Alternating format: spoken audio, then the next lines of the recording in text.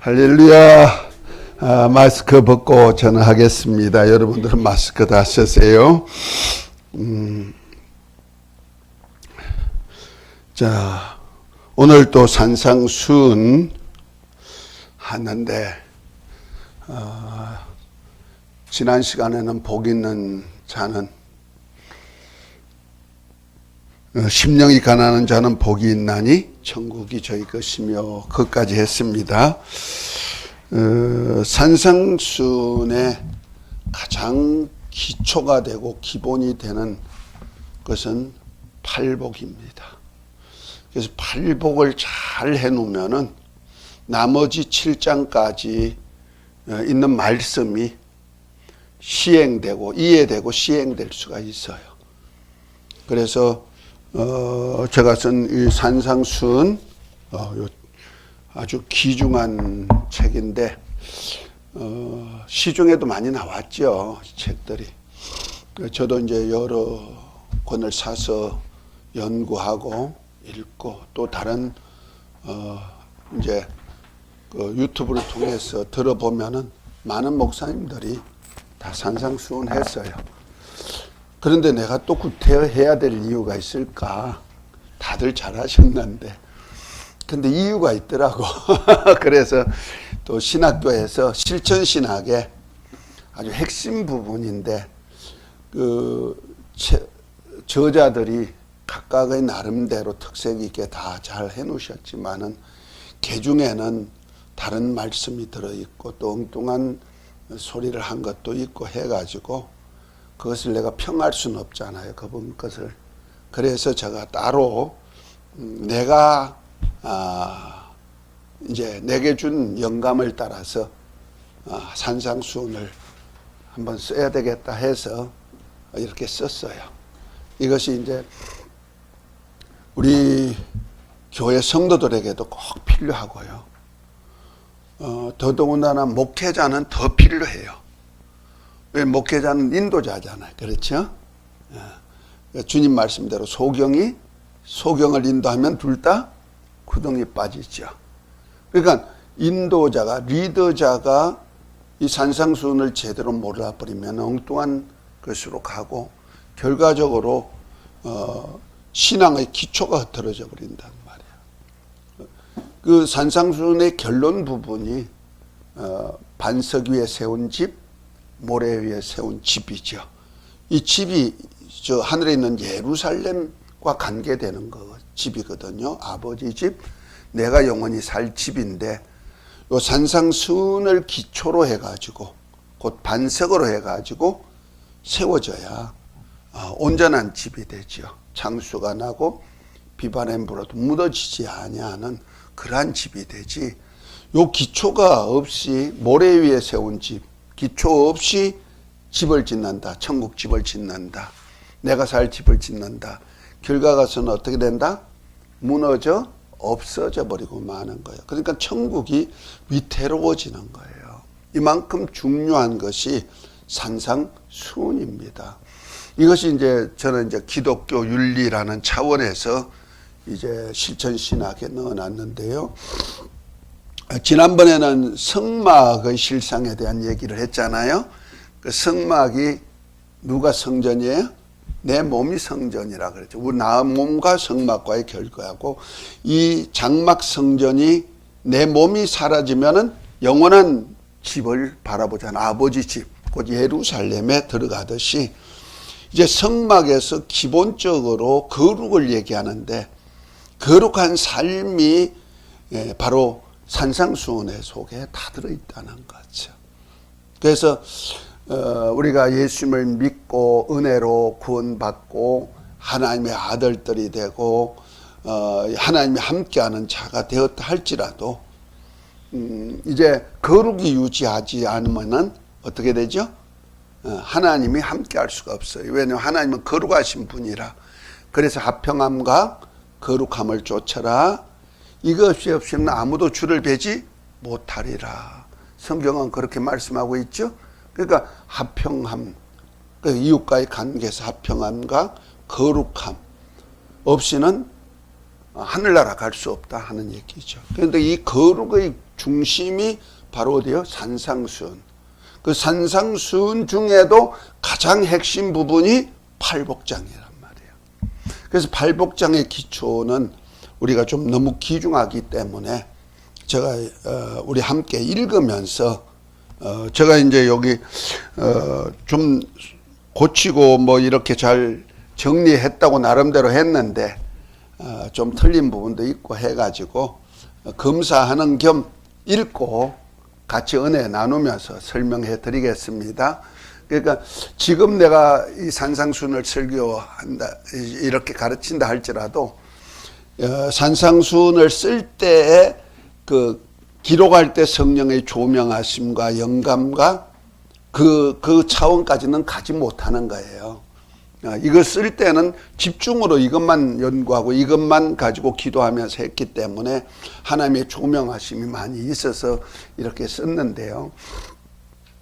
지금 이걸 다 하라면 다 못한단 말이에요, 말로. 그래서 읽으면서 그때 영감을 되살리면서 한번 할 거예요. 아셨죠? 오늘은 이제 52페이지 그 마태복음 5장을 한번 보십시다. 팔복을 좀 하고 난 다음에 그렇게 하는 것이 좋겠습니다. 자, 5장 1절부터 12절까지 함께 합독합니다. 아주 외우다시피 하셔야 돼요.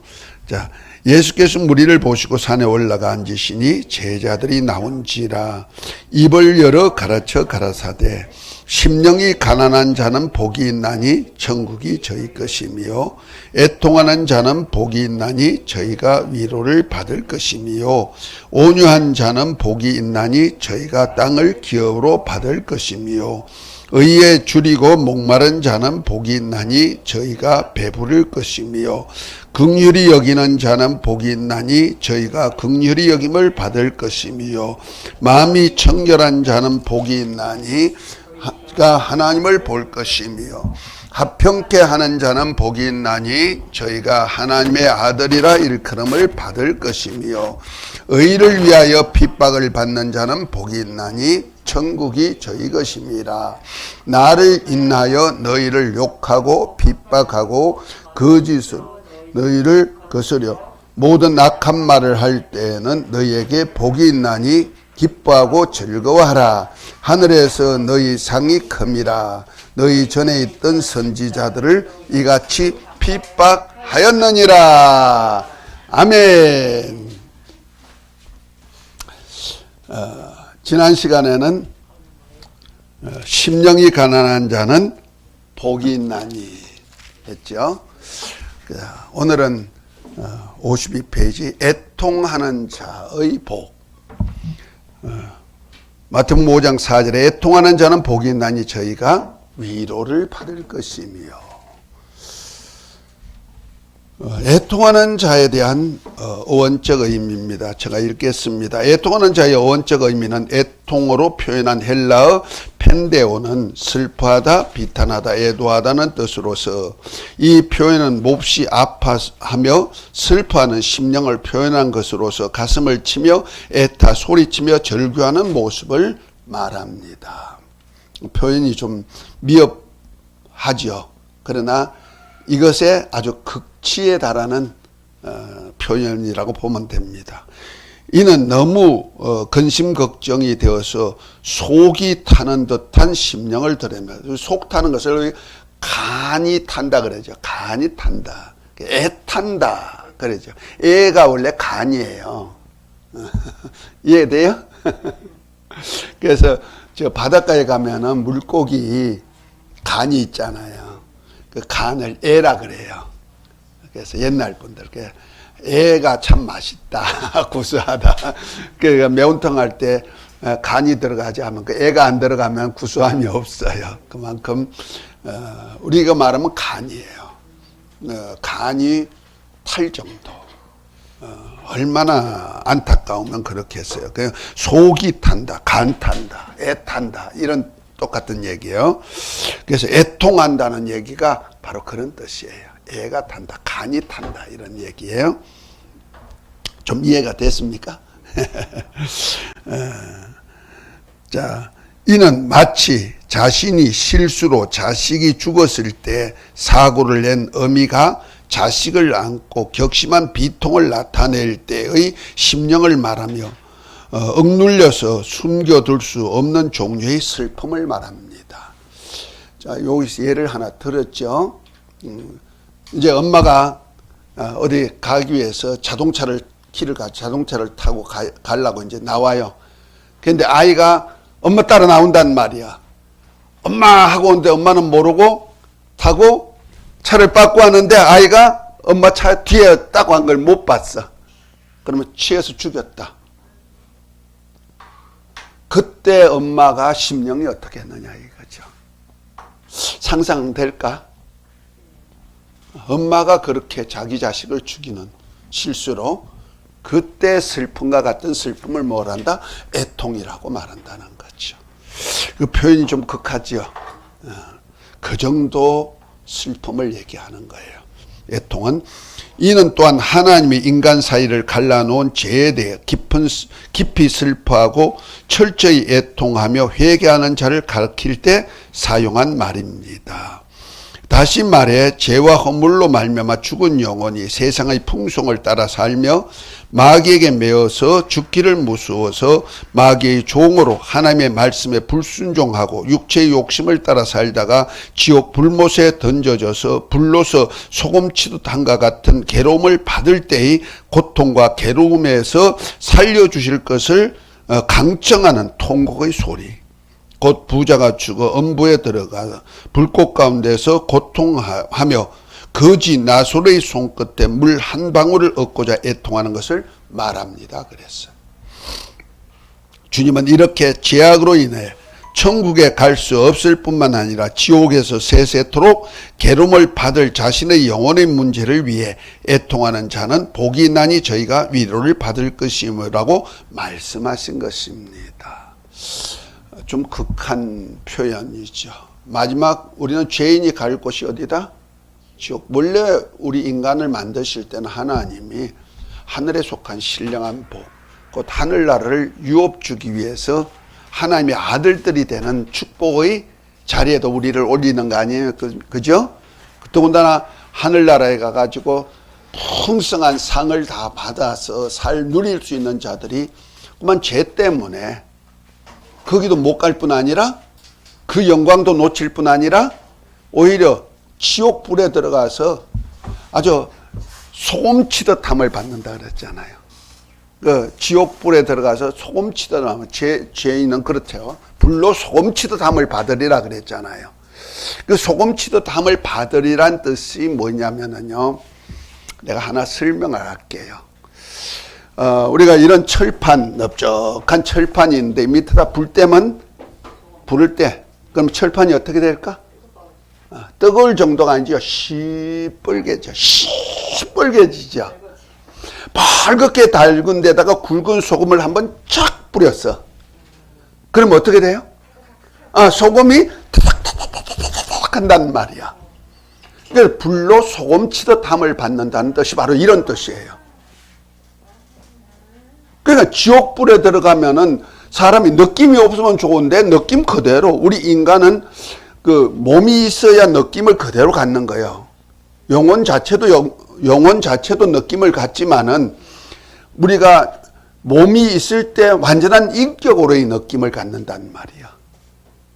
그런데 부활체를 입을 때도 신령한 몸, 영원한 몸을 입기 때문에 죽음이 없는 영원한 몸이란 말이에요. 그러면 인격이 그대로 살아나 버리죠. 더 또록또록 살아나겠죠. 그 상태에서 시뻘건 지옥불 속에 들어가가지고 있다. 그 어떤 분은 죄송한 얘기를 하는데, 왜냐면 이게 애통에 대한 얘기를 하다 보니까 우리 죄가 얼마나 무섭다는 것을 인식을 해야 되는 거기 때문에 그래요. 어떤 분은 영안을 떠가지고 지옥불을 한번 구경하는데요. 거기 아는 사람들도 있고요. 그런데 얼마나 뜨거운지 자기 아이를 안고 있다가 엄마가 아이를 밑에다 놓고 그 위에 서가지고 이렇게 하더라는 거예요. 상상이 안 될 정도예요. 그것을 지옥이라고 말한단 말이에요. 그래서 옛날 어르신들이 어느 분이 죽었다가 그 영적 세계를 본 것 같아요. 그래서 그리고 살아났는데 살아나서 하던 말이 쇠똥밭에 굴러다녀도 이생이 낫다. 얘기 들었어요? 네. 그냥 나온 얘기가 아니죠. 한번 보세요. 소똥밭에 굴러다니는 팔자가 좋아, 나빠? 엄청 나쁘죠. 우리 요즘 같으면 뭐 상상을 못 합니다. 우리 옛날에 그래도 우리 옛날에 어릴 때 청소년 때는 그 화장실 문화가 썩 좋지 않았어요, 우리나라가. 지금도 뭐 중국 가도 있고 뭐 이런 좀 문화가 떨어진 동네 나라에 가면 있어요. 그 통새라고 있어, 통새. 통으로 이렇게 해가지고 볼일 볼 때도 이렇게 하면서 볼일 보죠. 넓적한 거 아니면 나무 이렇게 두 개를 엮어가지고 양쪽에 놔놓고는 볼일을 본단 말이야. 그때 화장지가 어디 있어? 지푸라기, 볏짚. 아닌 것 같이 말하는 사람도 있는데 내가 어릴 때는 그랬어요. 아니면 신문지는 양반이야. 우리 교과서 지난 그 책 뜯어가지고 해가지고 그거다 탁 넣어놨지. 어떤 선교사는 옛날에 우리나라 선교사가 왔는데 선교사는 화장실에다가 성경책을 달아놓고 화장지 하세요. 그랬는데 그 옆에다가 써놓기를 여기 말씀이 안에 있으면 화장지 하세요. 말씀이 안에 있으면 화장지 하세요. 하나님의 말씀이 내 안에 있으면 그걸 화장지로 쓰세요. 이런 얘기야. 그 화장지 쓸 수 있을까? 말씀이 항상 있으면 되지. 왜냐면 말씀이 내 안에 오면은 말씀 주신 이유가 뭐예요? 성경 주신 이유가 그 말씀을 내 것으로 삼아서 그대로 삶이 되면은 그 말씀이 없어도 말씀이 내 안에 있어 역사하니까 구태여 있을 필요가 없다 이런 얘기죠. 그때는 화장지에도 좋다. 그런 얘기까지 했대요. 그건 어떤 보신 분이 나한테 아는 얘기라 나는 직접은 못 봤습니다만은 그렇습니다. 데이비 리빙스톤이란 선교사하고 청소년 때 내가 사역도 같이 좀 다니면서 그분이 가는데 같이 따라다니기도 하기도 했지만은 어쨌든 그 정도로 그 당시에는 화장실 문화가 좋지 못하죠. 지금 우리나라 화장실 문화가 세계에서 1등이라 그러죠. 지금 현재는. 그만큼 우리나라가 잘 사는 나라가 되다 보니까 그렇습니다. 자, 어쨌든 간에 보세요.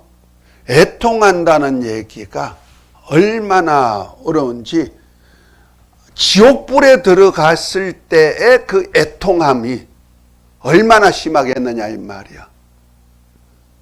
내가 한 얘기를 또 한 번 해드릴게요. 제가요 어릴 때부터 신앙생활은 했지만은 택자구원이라는 소리에 그만 어떻게 나 시험 들었다 그랬죠.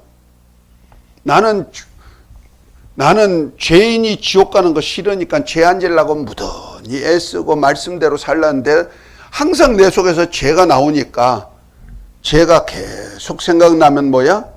죄 지으면은 연속해서 죄 지면 지옥 간다. 지옥가자로 택했다는 거예요. 그래서 요한일서에 보면은 하나님으로부터 난 자는 죄를 범죄치 아니한다 그랬잖아요. 어? 아, 방송 안 들었구나. 아, 죄송해요. 내가 들으니까. 그렇지. 아이고, 죄송해요.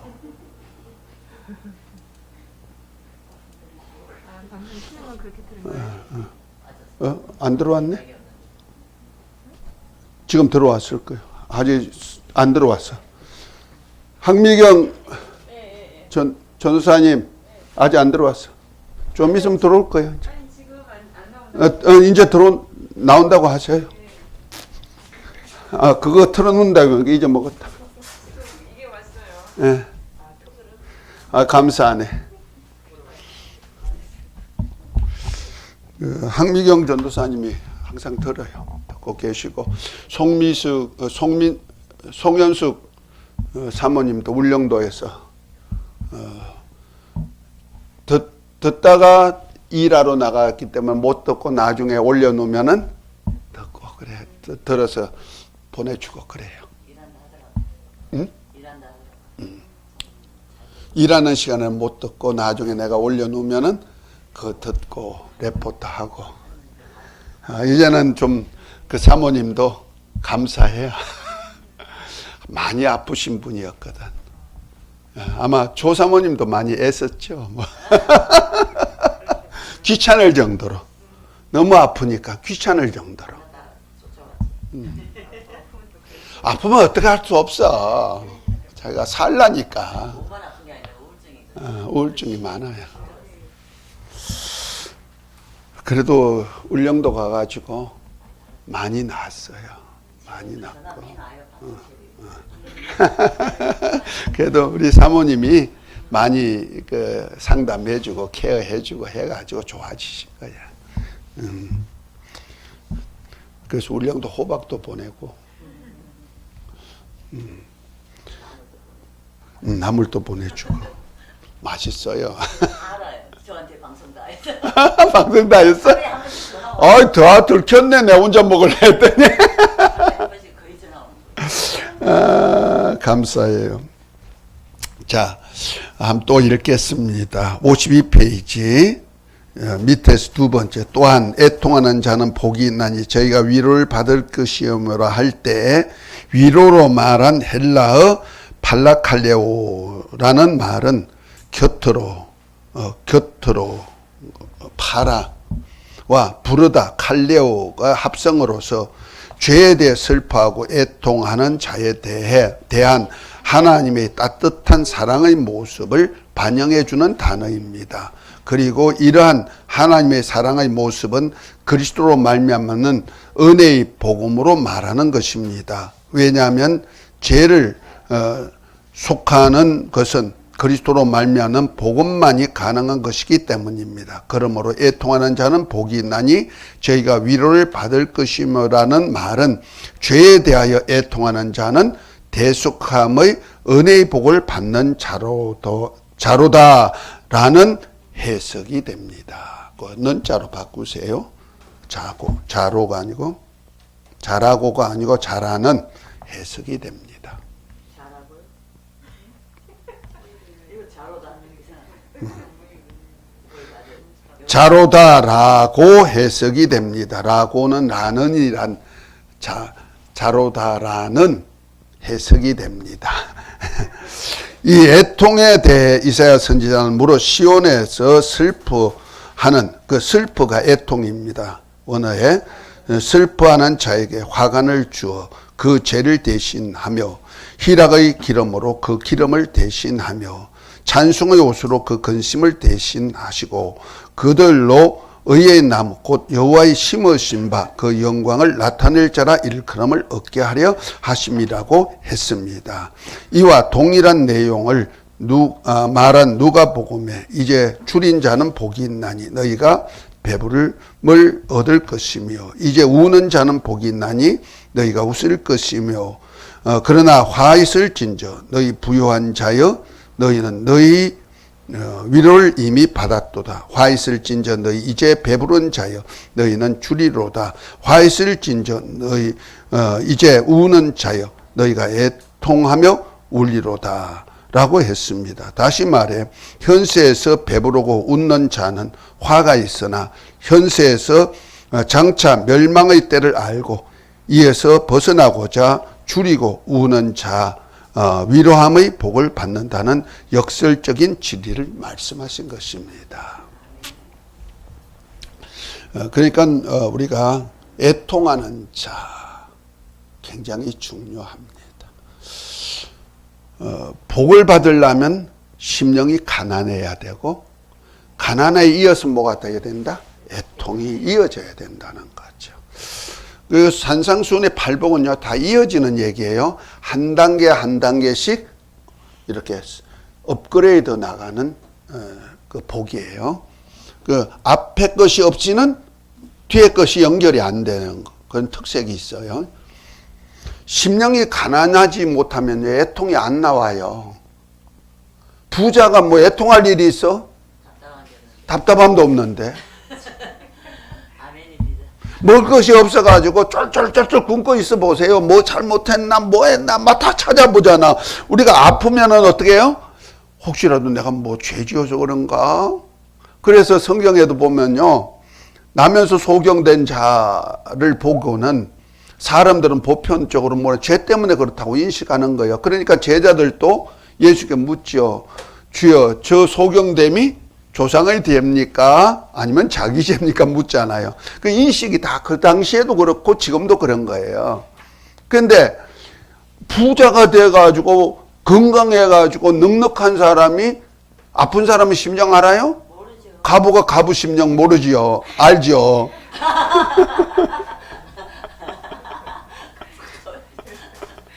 호레비는 가부 심정 몰라. 호레비는 호레비 내와야 호레비 심정 알지. 그러니까 가난하지 않으면 애통이 안 나온다는 거죠. 그런데 애통해야 될 일이 뭐다? 영적인 거라는 겁니다. 여기서 뭐 가난해가지고 먹을 거 없어가지고 질질 우는 거 아니란 얘기죠. 자, 애통해야 할 것이 뭘까? 그 한번 이제부터 읽습니다. 아니, 중요해가지고 다 읽고 넘어갈 거예요. 팔복장은. 자, 한번 읽어봅니다. 이 애통해야 할 것, 우리가 애통하며 울어야 할 것이 무엇입니까? 이것은 세상의 물질적인 것이 아니라 영적인 문제로 인한 애통인 것을 알 수 있습니다. 이 내용을 주님께서 부자와 거지 나사로의 비유로 증언하셨습니다. 우리가 지옥, 불못에서 던져져서 괴로움을 받을 때의 애통함과 같은 애통을 해야 할 영혼의 문제에 대해 말씀하신 것인데 이것이 무엇일까요?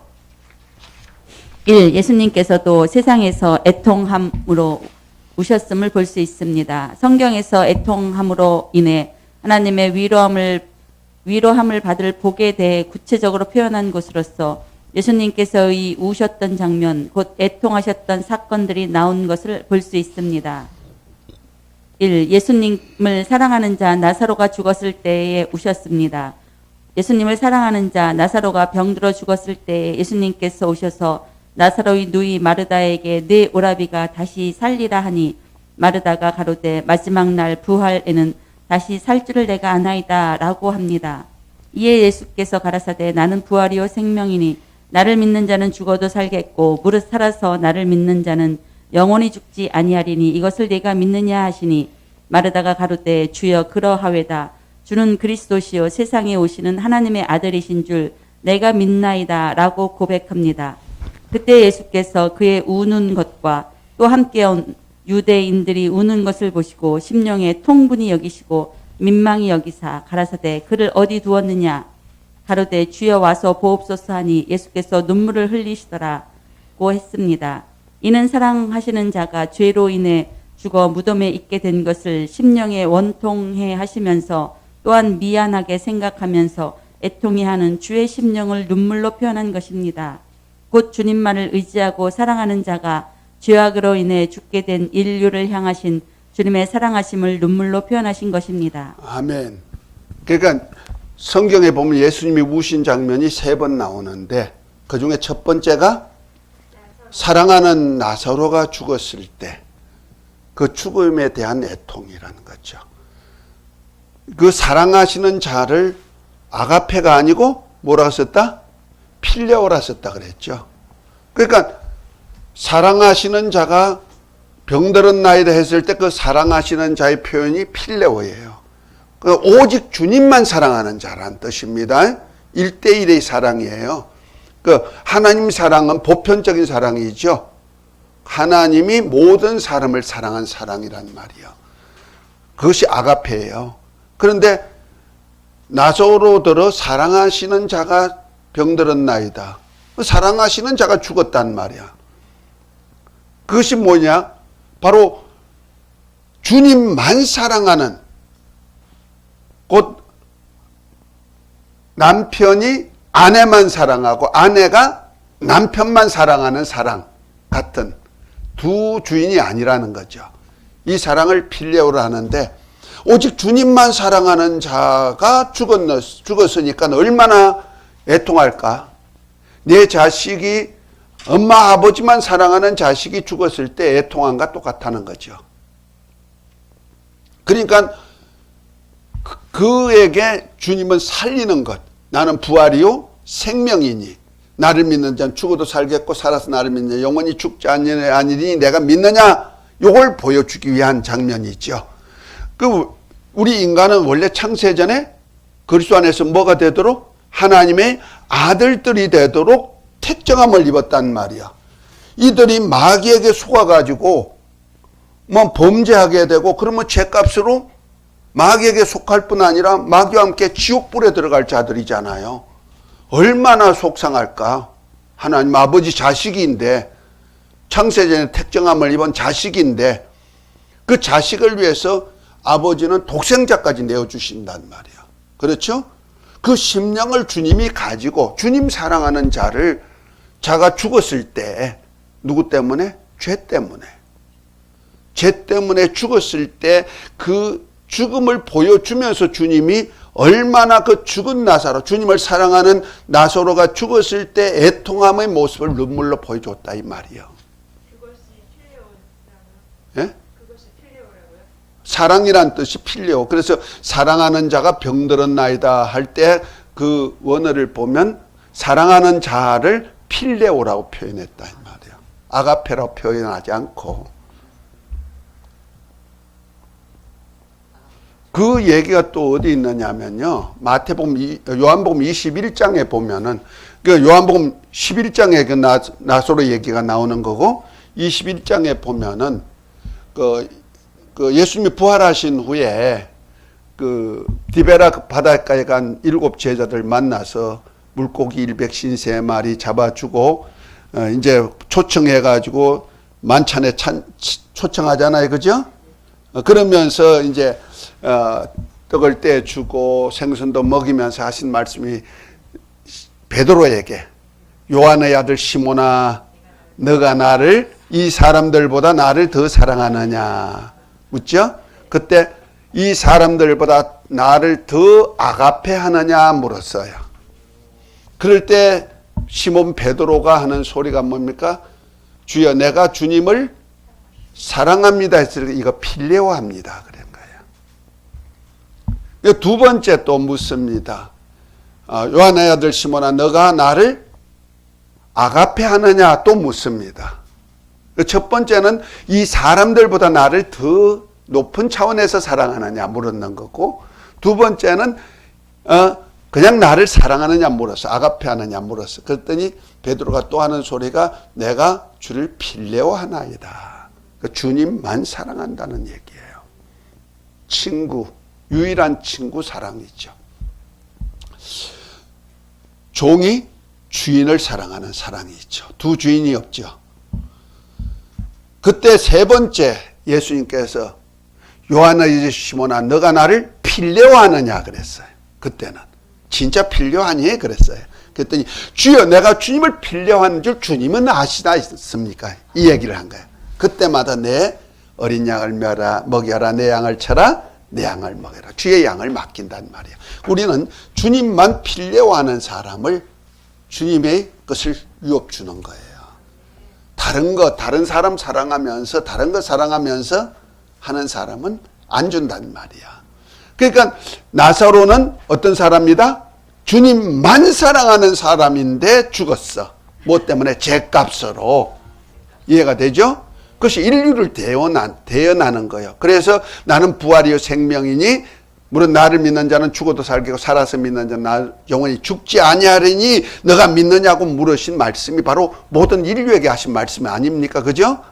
우리가 주님만 사랑하는 자를 위해서 곧 창세전에 그리스도 안에서 하나님의 아들들로 택함을 입어서 하나님의 아들들 된 자를 아버지가 사랑하셨고 아가페 하셨지만은 주님과의 관계에서 필요하는 사람이 나오고 그들이 죽었을 때, 그들이 죄 가운데 죽었을 때 얼마나 애통했겠느냐는 얘기죠. 가장 아끼는 자식이 죽었을 때 남편은 죽으면 어디다 묻어요? 땅에다가. 땅에다 묻고 자식이 죽으면 가슴에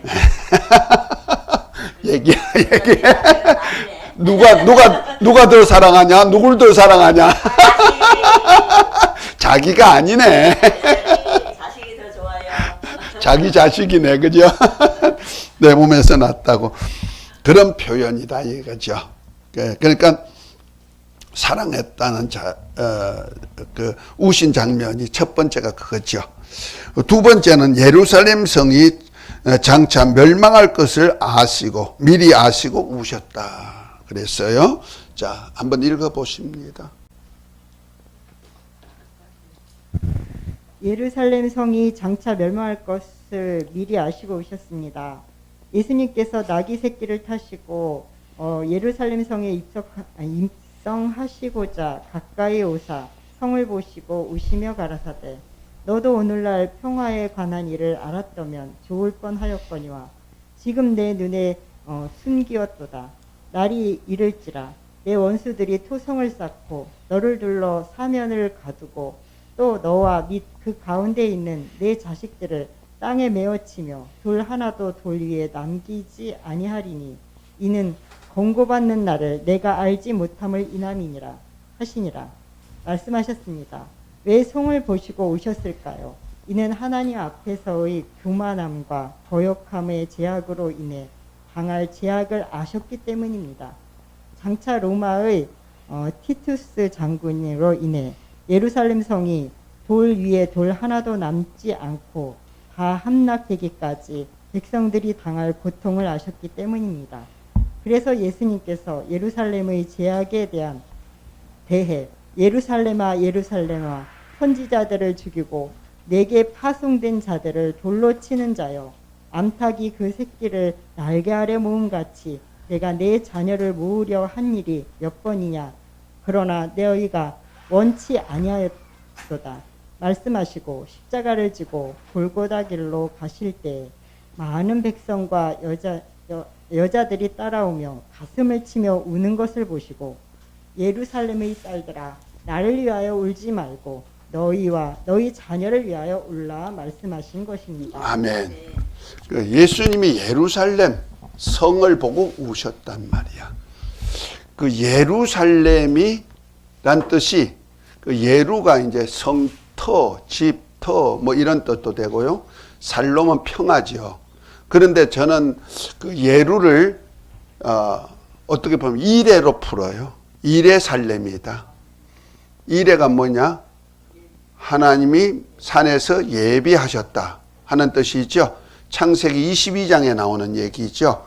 독자 이삭을 모리아산의 번제물로 드릴 때 하나님이 산에다가 사냥을 미리 예비하셨죠. 그것이 이레란 말이야. 이레. 여호와 이레. 그렇죠?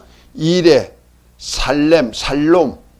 그 살롬, 기부스 쪽, 그 살롬 왕, 멜기세덱이 통치하던 그 장소가 살롬이에요.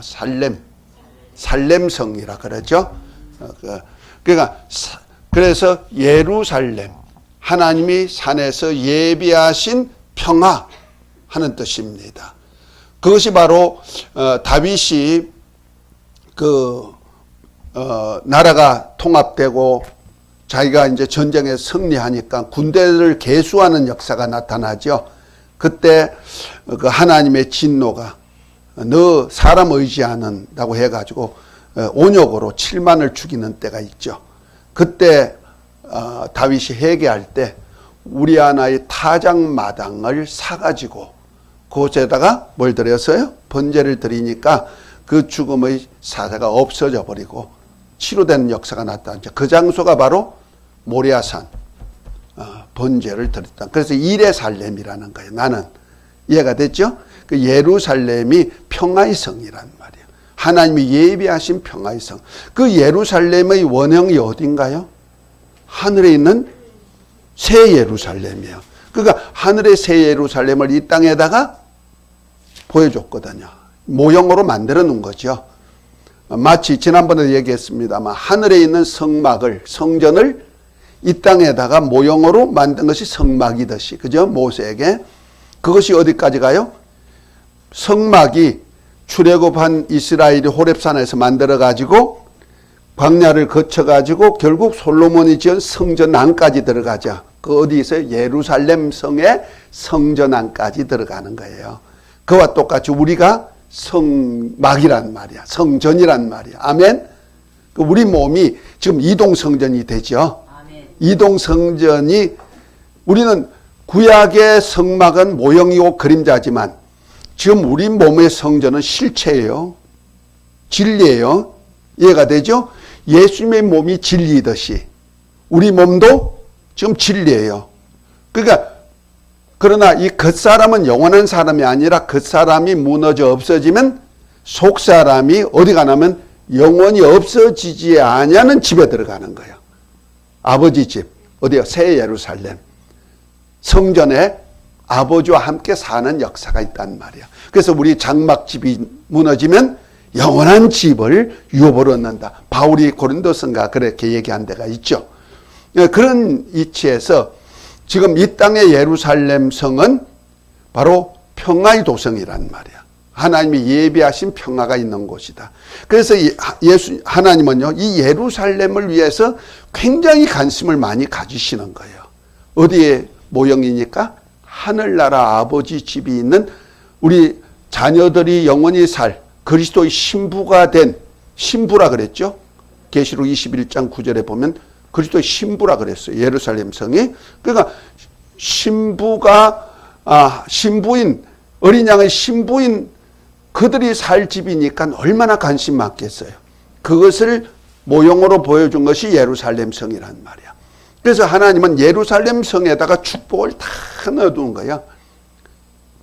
그래서 그곳에다가 예수님이 오셔가지고 우셨단 말이에요. 그것을 보고. 왜? 거기서 하나님께서 암딸기 병아리를 날개 아래 품떴지 그 자녀들을 품으려고 애를 썼는데도 선자를 죽이고 의인을 죽이고 나중에는 아들까지 죽인 장소가 어디다? 예루살렘이거든요. 그러니까 그 예루살렘을 보고 평화의 왕이 들어갔는데 평화의 왕을 죽이고 대적했으니까 원수잖아요. 마귀잖아요. 그래서 요한복음 8장에 보면요, 대제사장들을 누구라고 했는지 아십니까? 너희 아비는 마귀다 그랬고, 너희 아비가 마귀의 욕심대로 너희가 산다. 우리는 하나님 우리 아버지입니다. 너 하나님이 너희 아버지면 나를 영접했을 것이다. 하면서 마귀가 누구라 합니까? 처음부터 살인한 자요, 거짓말쟁이요, 거짓의 아비라고 말했잖아요. 결과적으로 대제사장들이 마귀의 종이 돼가지고 여자의 후손인 예수님을 죽이는 역사를 했단 말이야. 그러니까 예루살렘이 결과적으로 하나님의 아들까지 죽이는 것을 아시니까 얼마나 애통할까요? 하나님이 사랑하고 사랑했던 자인데. 그러니까 이렇게 사랑하는 집안을 폭삭망하게 한 마귀 짓거리를 보고 그것을 알지 못하는 예루살렘의 백성들이 너무너무 처참하게 망할 것을 아니까 애통한 거예요. 물론 티투 장군이 주 70년에 티투 장군이 예루살렘을 타협할 때 진짜로 그 포위해가지고 오래 있다 보니까 2년인가 있었대요. 포위해가지고 물도 없고 뭐 양식도 없고 그냥 진짜 아이를 자기 자식 잡아먹을 정도가 됐다 그러죠. 이북에도 지금 그렇다 하잖아. 자기 자식이 어떤 짐승으로 보여가 잡아먹었다는 거 아니야. 그리고 그걸 고기로 해가지고 팔기도 했다고. 장마당에 나와가지고. 얼마 전 내가 준 책 안 읽어봤어요? 그 속에 있더라고. 김영길이 목사가 20년 그 북한하고 연결하면서 쌀 주고 뭐 주고 하면서 복음 전했던 그 목사님이 간정집에서 나와 있어. 깜짝 놀랄 얘기죠. 그것을 아셨다는 거죠. 아시니까 애통할 수밖에 없어. 그러니까 하나님이 가장 아끼는 예루살렘, 어린 양의 신부같이 대접했던 그 예루살렘 성이 하나님의 평화를 알지 못하고 마귀에게 속해서 하나님의 사람들을 죽이고 죽이니까 얼마나 애통해야 할 거예요. 그렇게 아낀 자들이. 그러니까 주님이 그 평화를 알지 못하는 그 예루살렘 향하여 오셨다는 거죠. 우리 하나님은 우리를 위해서, 우리 교회를 위해서 얼마나 아끼시는지 아십니까? 교회는요, 예수님의 몸이라 그랬어요. 신부라 그랬어요. 이해가 됩니까? 교회는 그래서 평화의 왕이신 예루살렘, 그래서 하늘에 있는 새 예루살렘의 신부란 말이에요. 새 예루살렘이 신부예요. 자, 계시록 21장 한번 봅니다. 이제 교회가 뭔지를 안다면 우리가 교회를 얼마나 아끼는가를, 하나님이 아끼는가를 볼 수가 있어요. 21장에는 너무 좋은데죠. 새하늘과 새 땅을 보면서 그 2절에 보면 또 내가 보매 거룩한 성 새 예루살렘이 하나님으로부터 하늘에서 내려오니 그 예비한 것이 신부가 남편을 위해서 단장했다. 예루살렘 성을 누가 단장해? 신부가 단장하는 거예요. 누굴 위해서? 어린 양 예수님을 위해서 단장한대요. 신부 단장이죠. 자, 9절 한번 읽어봅니다. 9절부터 10절.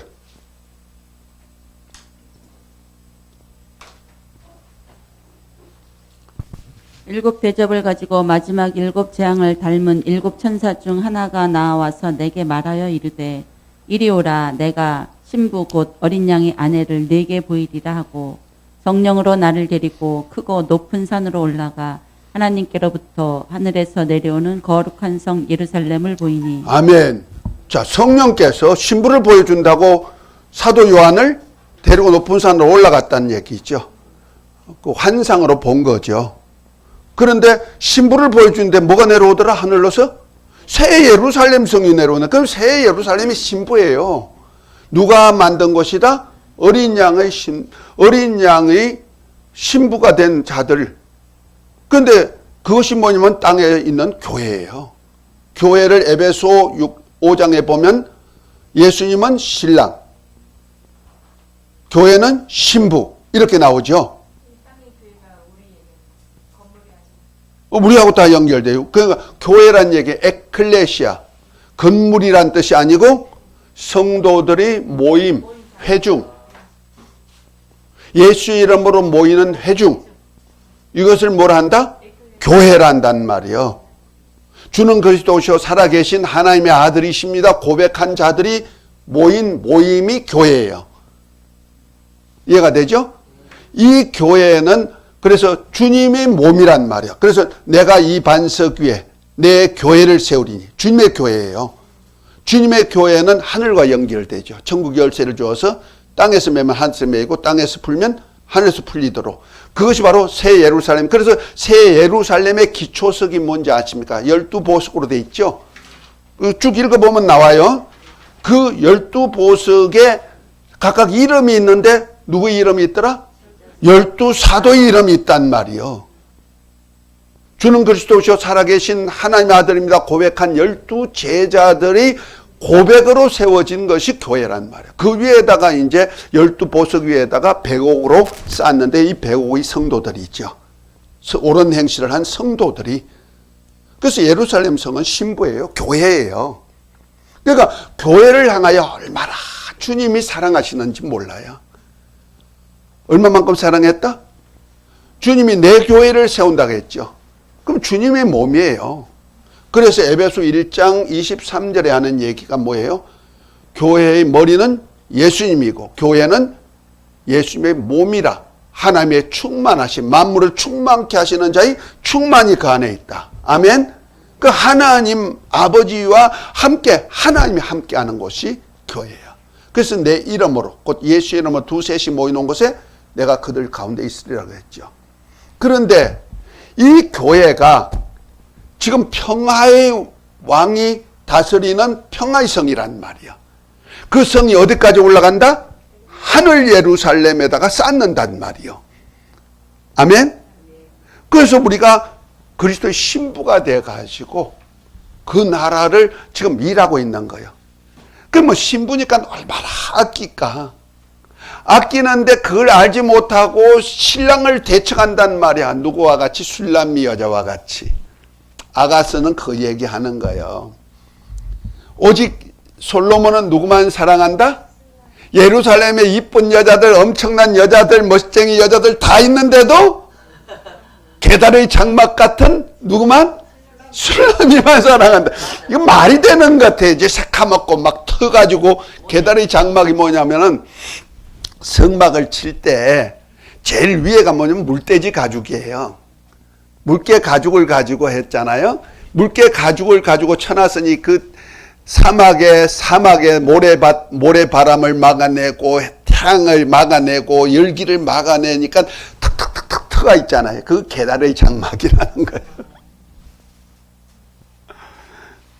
장막 칠 때 그랬으니 술람미가 이쁘다? 아니요, 못생겼지. 못생겼어요. 더군다나 오빠들한테 고난받아가지고 그 처녀가 한 말이야. 농장에 가가지고 포도원에 가서 밤낮없이 일만 한단 말이야. 손이라고는 터가지고 난리쳤을 거예요. 여동같이 이쁜 손이 아니야. 근데 뭐 눈이 얼마나 이쁘고 뭐가 목에 목구름이가 얼마나 극찬을 해요. 그래서 신랑이 와가지고 신부하고 결혼한다고 잠시 떠났다가 다시 돌아오니까 문을 잠가놓고 아이고 나는 여기 잠잘래 하고 잠만 자고 있단 말이야. 신랑이 와가지고 문 열어달라고 손 넣어가지고 아무리 문을 열려도 안 열리잖아요. 그거 아가서요. 그러니까 떠나버리잖아. 그때서야 늦게서 깨닫고 어떻게 해요? 예루살렘으로 다니면서 처녀들한테 내 신랑 받느냐고 아이고 적당히 신랑 아무나 만들면 되지. 아니요 내 신랑은 오직 그분밖에 없어. 그가 아가서예요. 예수님과 우리의 관계를 얘기하는 거예요. 아가서 해석해 보면 엄청 재밌어요. 영적인 것 알면요 얼마나 은혜가 되는지 몰라. 결과적으로 허니문으로 들어가잖아요. 그가 결혼식이야. 그 결혼식이 허니문 그거요. 딴딴따다. 목사님은 그 요한계시록이 이게 두려운 것이 아니라 이게 믿는 자들에게 기쁨의 적이라고. 복이죠. 그래서 읽는 자도 복되고 듣는 자들도 복되고 지키는 자는 복이 나니 1장 3절이잖아요. 이 복음이에요. 근데 우리는 두려워하고 있다. 뭐 두려워? 아니지 그때 예를 들어서 뭐 환란이 뭐죠 이러면서 겁먹고 준비하니 가라고. 절대 그게 아니라요. 환란은 우리가 미리 예고해 주니까 이런 일이 있으면 그 다음부터는 영화가 있다 보여주는 건데 뭐 모르면 그 현실 속에서 두렵고 떨리죠. 알면은 안 들리죠. 능히 순교도 되죠. 예, 그러네. 그렇게 하라고 알려주는 거예요. 그러니까 1.1이라도 변함없이 그대로 이루어지니까 진리니까 그 대비하고 그런 일이 나타나니까 그때 담대하게 인내해라 이런 얘기잖아요. 그 성도의 인내가 여기 있으니 예수 믿음과 계명을 지키는 자들이라. 얘들 첫째 부활에 참여한 거예요. 아멘. 그러니까 보세요. 예루살렘을 예수님이 그렇게 아끼고 하나님이 아껴가지고 선지자를 보내고 의인을 보내고 독생자까지 보내는데도 어떻게 했다? 죽였다는 거죠. 그러므로 주의 이름으로 오시네 할 때까지 나를 보지 못하리라. 결과적으로 예수님은 자기 백성을 죄해서 그래도 자기 백성을 구원하려고 십자가를 지고 골고다로 가셔야 되잖아요. 자기 백성들의 아픔을 담당하시고 매맞아야 되시고, 그죠? 그 다음에 피를 흘리면서 골고다로 올라가시는 그 길에 넘어지고 자빠지고 하시죠. 그러니까 견디다 못하니 구레네 시몬에다가 십자가 지키는 사건 나잖아요. 그 모습을 예루살렘에 많은 사람들이 구경한다는 말이에요. 그러나 예수님은 왕이 가는 길이잖아요. 온 인류를 구원할 그리스도의 길이잖아요. 그 길을 가는데 예루살렘의 여자들이 우니까 우는 모습을 보고 자기가 넘어져가지고 고통 속에 있으면서 돌아보시면서 예루살렘의 딸들아 나를 보고 울지 말고 너와 너 자녀를 위해서 울라 그러죠. 예수님은 그러한 예루살렘의 울음이 너를 위해서 운 거야. 내 가는 길이 너를 위한 길이니까 너 자녀들이 앞으로 당할 고난을 두고 울으라는 거죠. 그것이 어디까지 간다? 지옥 불구덩이 간다는 거죠. 예루살렘 우리가 못 들어가면 밖에 쫓겨나든지 아니면은 쫓겨나 슬피 울든지 아니면은 지옥 불 속에 들어가는 거예요. 그러니까 이 평화를 알지 못하면 하나님의 평화의 도성, 영원한 안식처인 평화의 도성을 알지 못하면은 뭐요? 예루살렘 같이 예수님을 대적하는 자가 된다는 말이에요. 우리 교회 대적하는 자들이 다 그런 거예요. 우리가 교회에 굉장히 귀중합니다. 주님은 불꽃 같은 눈동자로 지켜보시는 거예요. 개인도 개인이지만 교회는 특별히 그래요. 그래서 교회와 대적하지 마세요. 그리고 교회를 아끼세요. 아멘? 어린아이까지라도 아끼세요. 굉장합니다. 예배당이 아니고 우리 성도들 모일 수 있는 장소도 그래서 귀히 보는 거예요. 우리가 이제까지 배운 교회는 건물교회로만 얘기하고 우리를 얘기 안 했기 때문에 그런데 하나님은요 자녀들이 모이는 장소인 그것도 지켜주셔요. 그래서 교회당도 굉장히 귀중하게 생각해요. 그래서 교회당 세우는데 공력한 사람은 하나님이 항상 지켜주시고요. 예배해 주시고 그래요. 부자 되게 만든다는 뜻이 아닙니다. 그 공력을 인정해 준다는 말이야. 물질을 하늘에 쌓는 것이 되는 거. 또 어렵고 힘든 사람에게 내게 있는 것을 물질하니까 꼭 돈만 얘기하는 거 아니에요. 내 능력, 힘도 되고 받은 은사도 되고 지혜도 되고 이런 것들이 다 재산이에요. 보물이에요. 그 보물을 하늘에 쌓는 방법이 우리 하나님의 자녀들이 모일 수 있는 공간 만드는 것도 집을 하나 만들어주는 것. 그 예배당이죠. 그죠? 그것도 귀하게 생각해요. 그래서 거기다 헌신하고요 하면은 갚아주셔요. 지금 우리 신학교는 아닐까? 교회당을 세우실 일꾼 만드는 곳인데. 그러죠? 교회를 세울, 교회당이 아니고 교회를 세울 일꾼을 만드시는데 귀하게 생각지 않겠어요? 그 신학교를 위해서 일하는 사람들도 하나님 축복해 주셔요. 기억하세요. 나는 솔직한 얘기로 어려울 때가 있어요. 그래서 어떤 신학교처럼 그 등록금 받고 학비 받고 좀 하세요 하신 목사님들 참 많아요. 아니요. 주님의 일꾼 키우는 거요. 주님의 사역자 키우는데 그저 받았으니 그저 주어라 했어. 물론 내가 배울 때는 돈 주고 배웠고 뭐 이런 것이 다 돈으로 들어가고 힘이 들어갔지만은 내가 받은 천국에 대한 은혜, 하늘나라 새 예루살렘은 내 능력으로 되는 거 아니잖아. 그죠? 내가 일한다 할지라도 내 능력으로 일해요? 은혜로 일하는 거예요. 그러기 때문에 내가 그냥 받았으니 그냥 주어라 하는 말씀에 그냥 하는 거예요. 아멘?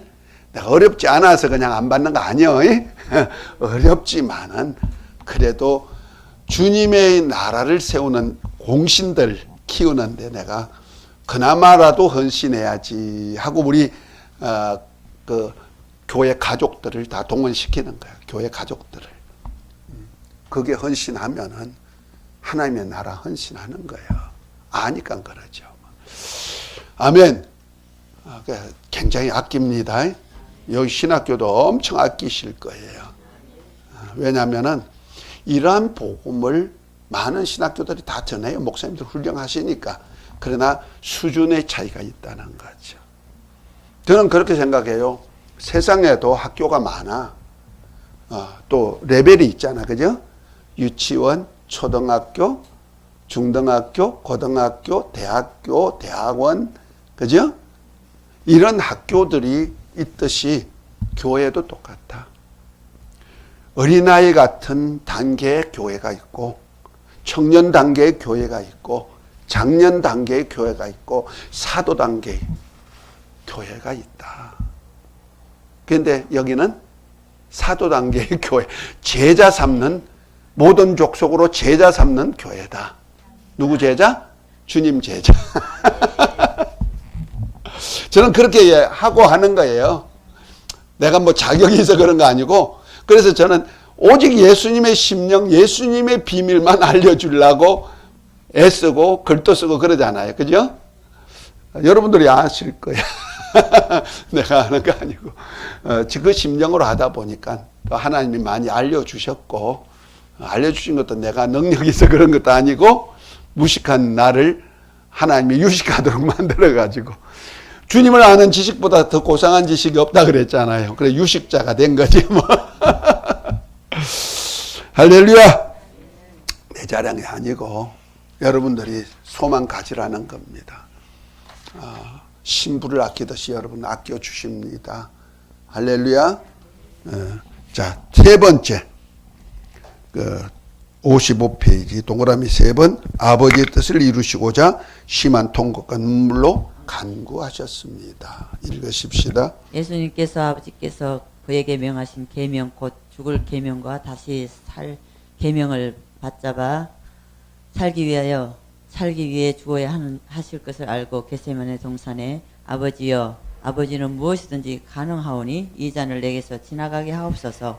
그러나 나의 원대로 마시고 아버지의 원대로 되기를 원합니다. 라며 떨어지는 땀방울이 핏빛같이 되도록 3번이나 강청을 합니다. 이때의 장면을 히브리서에서는 그는 육체에 계실 때 자기의 죽음에 능히 구원하실 이에게 심한 통곡과 눈물로 간구와 소원을 올렸고 그의 경외하심을 인하여 들으심을 얻었느니라 했습니다. 이는 죄와 허물로 죽은 인류를 구원하시기 위해 십자가에 달려서 죽어야 할 쓴 잔을 마시면서까지 죄인을 구원하고자 하는 아버지의 심령을 연합하고자 하시는 애타는 주님의 모습을 표현한 눈물입니다. 이 주님의 눈물인 우리의 애통함을 있어야 하고 이로 인해 위로함을 받을 복을 받는 것입니다. 네. 예수님께서 십자가에 달려 죽으실 때 누가복음은 떨어지는 땀방울이 핏방울 같이 되었다. 이것을 히브리서 9장에 보면, 히브리서 5장에 보면은 심한 통곡과 눈물로 친히 간구와 손을 올리시고 이를 경외함으로 인하여 들으심을 입었다 그랬죠. 그래서 우리 주님이 얼마나 애통하며 기도했으면 떨어지는 땀방울이 떨어질 정도로 기도해 보셨어요?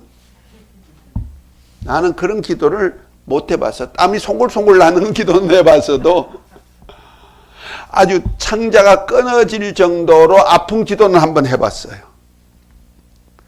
창자가 진짜 당겨요. 그런 기도는 해봤어도 아주 땀방울이 핏방울이 될 정도로 피가 아주 모세혈관이 터져가지고 땀방울이 떨어지는데 그 속에 피가 섞여 떨어질 정도는 해보지 못했단 말이야. 그래서 주님은 그렇게 하셨다는 거죠. 얼마나 우셨으면 그렇게 하셨을까. 그 심한 통곡과 눈물로 친히 간구와 손을 뭐 하려고? 십자가를 지는 것이 고생스러워서 하는 거 아니고 하나님의 사랑에 대한 애끓는 그 심령을 토로했다는 거죠.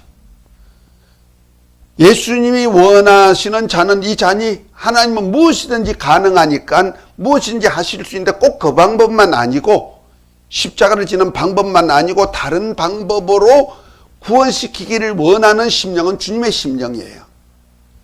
그렇지만 아버지는 세상을 구원하기 위해서 반드시 십자가를 져야 되고 거기서 피를 흘리고 죽으셔야 되는 그 과정이 있기 때문에 아들에게 그것을 죽을 계명과 다시 살 계명을 주었단 말이에요. 요한복음 10장 17, 18절이죠. 계명으로 주신 거예요. 요한복음 한번 읽어보세요. 10장.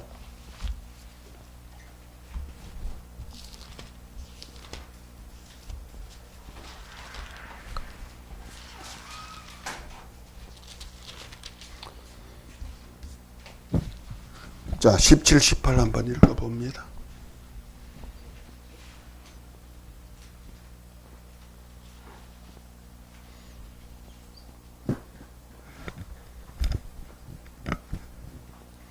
아버지께서 나를 사랑하시는 것은 내가 다시 목숨을 얻기 위해서 목숨을 버림이라. 이를 내게서 빼앗는 자가 있는 것이 아니라 내가 스스로 버리노라. 나를 버린 권세도 나는 버릴 권세도 있고 또 다시 얻을 권세도 있으니 이 계명은 내 아버지에게로 받았노라 하시니라. 그러니까 하나님 사랑하는 예수님을 사랑하시는 아버지께서 아들에게 계명을 주어서 뭐 죽어라 그리고 다시 살아라 하는 계명을 주셨다는 거예요. 그런데 이것이 그냥 준 것이 아니고 하나님이 뭐해서 나를 사랑하시는 그 사랑이라 그러죠. 그러니까 하나님 아버지께서 아들을 사랑해서 죽을 계명과 다시 살 계명을 주었기 때문에 그 사랑을 아는 주님이 죽으셔야 되는데 왜 죽어야 된다? 온 세상 죄를 담당하시고 온 세상을 구원하기 위한 그리스도로서 죽는 죽음을 아셨기 때문에 하나님의 사랑에 대한 엄청난 뭐요? 감격의 눈물이라 보면 되는 거죠. 얼마나 사랑, 그래서 우리 예수님이 십자가에 달려 죽으실 때 엘리 엘리 라마 사박다니 그 찬송 내가 목소리가 안 나와가지고 저는 그 참 좋아했는데 안 나오네요. 하나님이여 하나님이여 왜 나를 버리시나이까 했을 때 그 원망 소리가 아니고 하나님의 사랑에 대해서 곧 자기를 버리면서까지 아들을 버리면서까지 죽음으로 내몰아 버리면서까지 세상을 사랑하신 사랑에 대한 하나님의 극찬의 목소리다 생각하면 되는 거예요. 이해가 됩니까? 하나님은 왜 나를 버리시나이까 했을 때 그 원망 소리가 아니고 뭐요? 하나님이 세상을 이처럼 사랑하사 독생자를 주셨으니 하는 그 극찬이라는 얘기죠. 그러니까 하나님이 얼마나 우리를 사랑하시 아니시니까 이 잔을 내게서 지나가게 하지 마옵시고 아버지 원대로 되기를 원합니다 하는 기도를 했다는 거예요. 땀방울이 핏방울이 될 정도로. 그 눈물과 심한 통곡과 눈물로 친히 간과 소원을 올렸다. 우리 하나님의 사랑을 깨닫고 눈물 흘려보신 적이 많죠? 여기 오신 분들은 다 그러한 느낌을 다 가지셨을 거예요. 할렐루야. 그것을 뭐야 한다? 애통한다. 애통한다. 자, 요까지 하고 쉬었다 하겠습니다. 너무 늦나요? 아니요. 좋아요. 왜냐하면 이 팔복을 정립이 안 되면은 다른 거가 안 되기 때문에 그래요.